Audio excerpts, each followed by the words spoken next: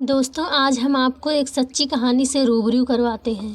सोनम की भाभी सोनम को 4 बार फ़ोन कर चुकी थी, पर सोनम फ़ोन नहीं रिसीव कर पा रही थी। बाद में जब सोनम किचन से बाहर आई तो देखा उसकी भाभी ने 4 मिस कॉल किए हैं लगातार। यह देखकर वह घबरा गई, क्योंकि उसकी भाभी को पता होता है कि अगर सोनम एक बार में फ़ोन नहीं उठाती है तो इसका मतलब यही है कि वह अपने काम में व्यस्त है और या फिर फ़ोन से दूर है। अब सोनम का मन घबरा रहा था, क्योंकि भाभी की 4 बार फ़ोन लगातार आने से उसे टेंशन हो गई थी, क्योंकि सोनम की मम्मी की तबीयत इन दिनों ठीक नहीं चल रही थी। अभी 2 दिन पहले ही सोनम अपनी मम्मी से मायके में मिलकर आई थी। फिर भी सोनम ने हिम्मत करके हुए अपनी भाभी को फ़ोन लगाया, और फ़ोन जैसे ही भाभी ने उठाया तो सोनम को रोते हुए कहा, दीदी, मम्मी जी हमें छोड़कर चली गई हैं। रात को अच्छे से सोई थी। सुबह आपके भैया और मैंने खूब उठाने की कोशिश की, पर वह नहीं उठी। तब हमने डॉक्टर साहब को बुलाया।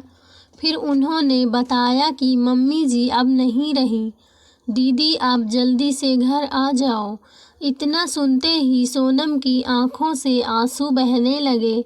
पापा तो पहले ही उसे छोड़कर जा चुके थे और अब उसकी माँ भी नहीं रही। सोनम तो बिल्कुल बेहाल हो चुकी थी। अब सोनम ने रोते रोते यह बात सक्षम उसके पति को बताई, तो सक्षम ने उसे संभाला और उसे जल्दी से कार में बिठाकर मायके ले गया। सोनम जैसे ही अपने घर पहुंची तो अपनी माँ के शरीर को देखकर उससे लिपट गई और खूब रोई। आखिर में सक्षम ने उसे किसी तरह समझाया और माँ का अंतिम संस्कार किया। सारे विधि विधान से होने के बाद भी सोनम की रुलाई रुकनी नहीं रही थी। उसे माँ की बहुत याद आ रही थी। तब सोनम की मौसी ने उसके आंसू पोंछे और उसे संभाला। कहा, बेटा, ऐसे दुखी मत हो। दीदी नहीं रही तो क्या हुआ, मैं हूँ ना तेरी मौसी। मेरा घर भी तो तेरा मायका है। तेरा जब मन करे तब आ जाना अपनी मौसी के पास। वैसे कहते भी हैं ना, मौसी मतलब माँ जैसी। बेटी, मैं तेरा दर्द समझ सकती हूँ, क्योंकि तेरे पापा तो पहले ही तुझे छोड़कर जा चुके हैं और आज दीदी भी चली गई। कहते हैं कि माँ के जाने के बाद तो लड़कियों का मायका ही छूट जाता है।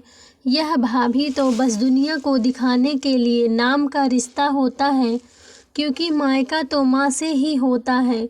सोनम भी मन ही मन सोचने लगी कि शायद मौसी ठीक ही तो कह रही हैं, और वह मौसी से लिपटकर जोर जोर से रोने लगी। कहने लगी, क्या मौसी, मेरा भी मायका अब नहीं रहा। तभी सोनम की भाभी दूर बैठी दोनों की बातें सुन रही थी। पहले तो भाभी ने सोनम को चुप कराया और फिर उसे दिलासा दी। फिर भाभी ने मौसी से कहा कि मौसी जी, आपने ऐसे कैसे कह दिया कि मायका केवल माँ से ही होता है। मैं मानती हूँ कि माँ का स्थान कोई नहीं ले सकता, लेकिन अभी दीदी के भैया भाभी जिंदा हैं और जब तक हम हैं दीदी का मायका हमेशा बना रहेगा। मैं पूरी कोशिश करूँगी दीदी को मम्मी जी की तरह प्यार और सम्मान देने की, और दीदी जब चाहे तब यहाँ आ सकती हैं। यह घर केवल कल उनका था, आज भी है और कल भी रहेगा।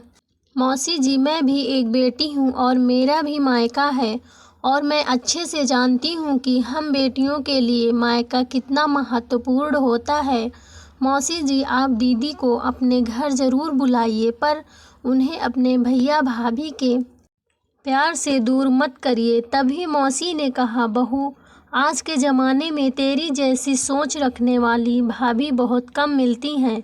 मुझे माफ़ कर दे, मैंने सोनम को गलत राह दिखाई। तभी सोनम की अपनी भाभी के गले लग गई और बोली, भाभी, आज आपने मुझे विश्वास दिला दिया है कि भाभी भी माँ के समान होती है। और मैं संतुष्ट हूँ कि जब तक आप और भैया हो मेरा मायका सदा बना रहेगा। और किसी ने कहा है कि भाभी माँ के समान होती है।